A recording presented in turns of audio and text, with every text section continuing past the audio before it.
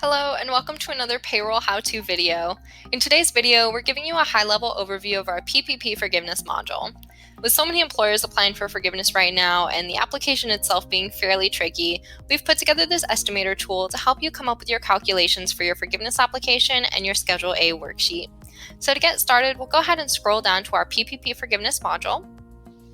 Here, you'll notice you're on a page with 3 tabs at the top: your Loan Forgiveness Resource Center, your Forgiveness Estimator, and your Schedule A worksheet. And we're going to work on these from left to right. So on the Resources Center tab, under Resources, you'll see we have linked all of the different SBA forgiveness applications, their instructions, and the SBA Resource Center. Below this, we have our PPP ad hoc reports, so you can quickly and easily locate and run these to provide to your lender as supplemental documentation. These include labor distribution, payroll costs, and FTE calculation. And typically, we do see employers running and submitting all 3 of those with their forgiveness application. If your PPP loan was for $50,000 or less, then there's no need to go any further. Instead, you can just fill out this application using the instructions below. Additionally, you can see if you're eligible to submit the easy application by clicking here. And if you fall into any of the criteria in this gray box, you do not need to submit the full application. Instead, you can simply fill out the application easy using the instructions below. However, if you do not meet the criteria for the easy application and your loan is for more than $50,000, you will need to submit the full application in order to receive loan forgiveness. Not to worry, that's what this estimator is for. So go ahead and download that full application, the instructions, gather your loan information, and when you're ready, we'll click Start Estimator. This will bring us to the second tab, Forgiveness Estimator, where you'll have options to export as PDF or navigate to the SBA FAQ, Application, Final Rule, and Instructions. Below this, we have instructions for the Estimator tool, which are fairly straightforward. We're going to start by entering our loan amount and the date the funds were received, as well as if we want to use the 8 or 24-week period.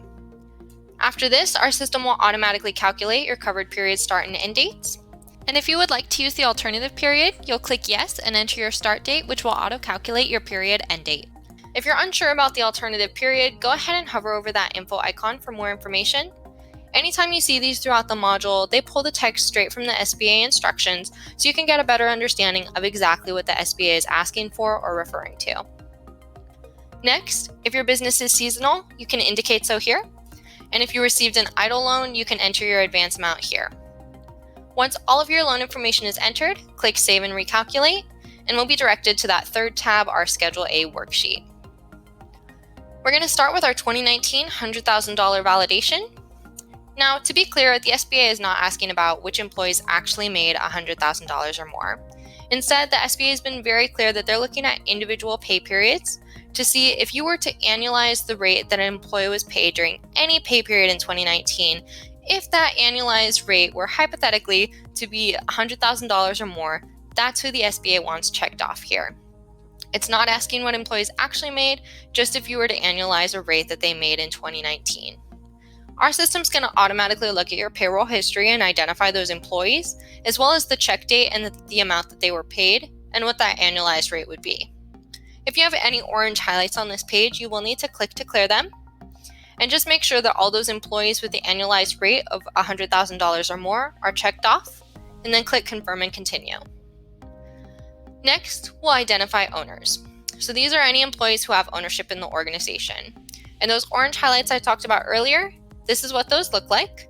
And again, you just need to click on them to clear them. And again, we want to make sure that we have checked off all employees who have ownership in the company. Then click Confirm and Continue.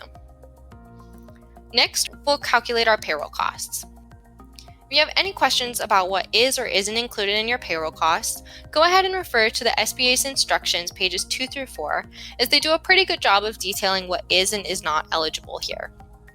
On this page, we're going to see that covered period again from the second tab, as well as all of our check dates in the covered period. Next, we'll select the earning codes that are going to count as our payroll costs.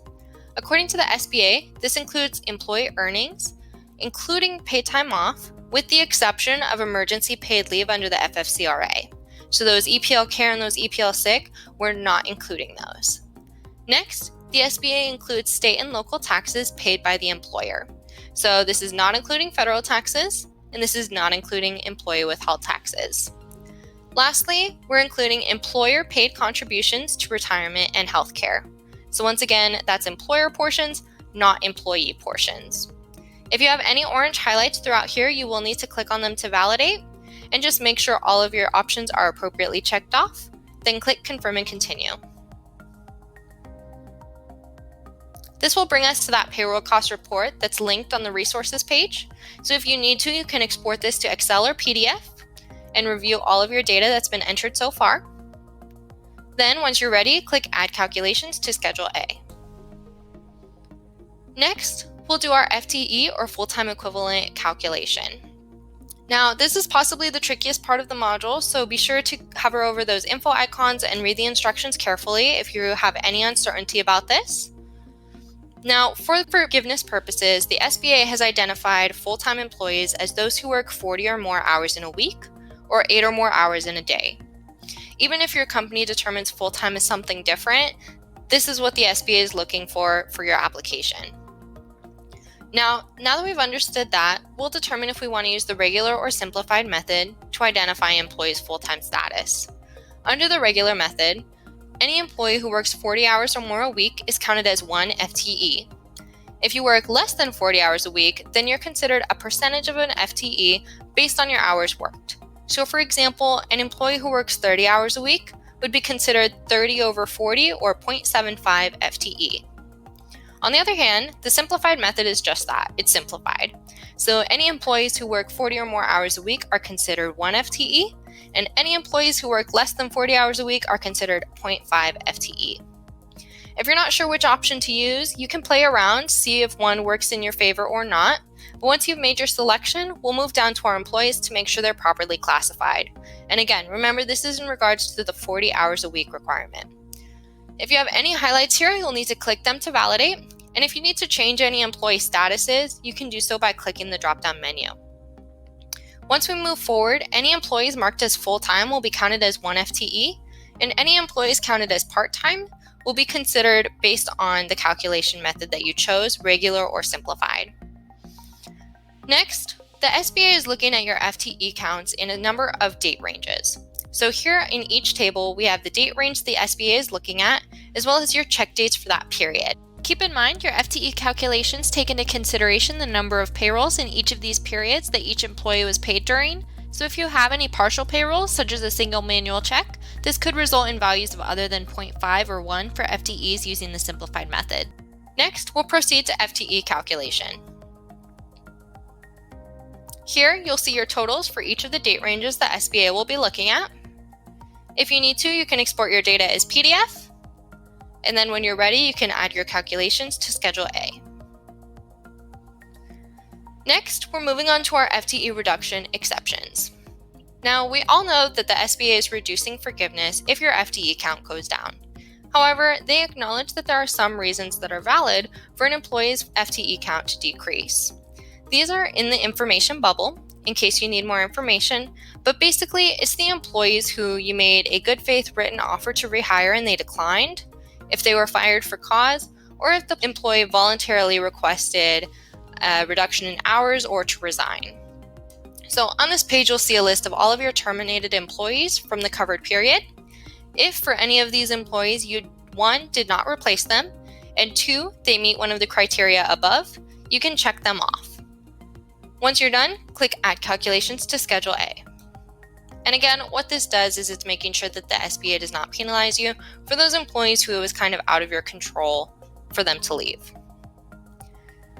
Next, we'll calculate our salary reduction. And this is just comparing your payroll history to see if the employee's salary decreased. So on this page, what we want to do is make sure all of our salaried employees are checked off.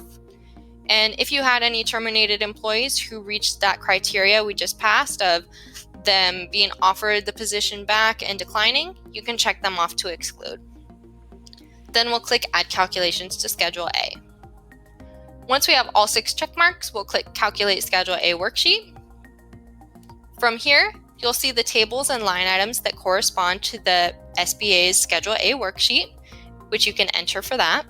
If you need to override any data or add in anything that maybe wasn't entered in payroll, for example, employer contributions to health insurance or retirement plans, you can do so here. And once you've made any changes, go ahead and click Save and Recalculate. And when you're done, click Done. This will bring us back to the second tab with our Forgiveness Estimator. Here, again, you can override as needed. And if you need to add in any business mortgage, rent, or utility payments, you can do so here. After you've made all changes, you can click Save and Recalculate to receive your final forgiveness amount and repayment amount. Now, if you have any other questions or would like to take a deeper dive, go ahead and click on our Help Center at the top of the page, where you can search PPP for step-by-step instructions to complete the Forgiveness Estimator as well as your Schedule A worksheet. We hope you enjoy this module and we hope you enjoyed this video. We wish you all of the best as you apply for your PPP loan forgiveness, and we hope to see you again soon. Bye!